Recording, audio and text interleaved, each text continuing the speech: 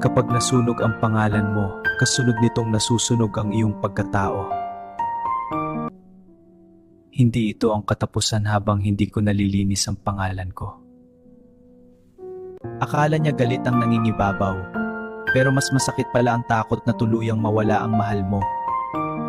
Bakit ganito? Bakit parang ako ang nawalan?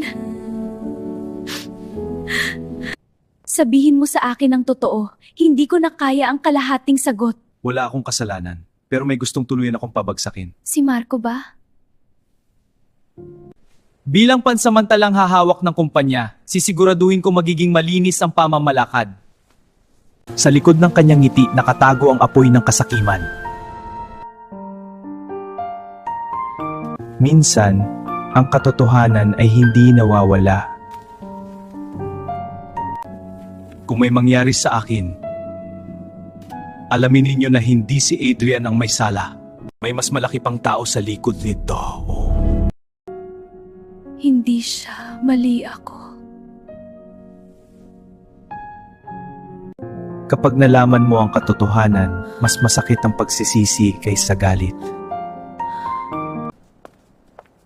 Tulong! Kailangan nating ilabas ang katotohanan. Hindi siya dapat magdusa sa kasalanang hindi kanya. Sa unang pagkakataon, pinili niyang ipaglaban ang pag-ibig kaysa sa galit.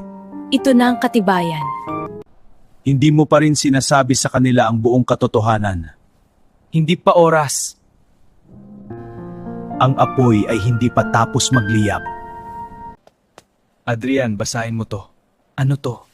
Sundan mo yung babala. Hindi ako titigil.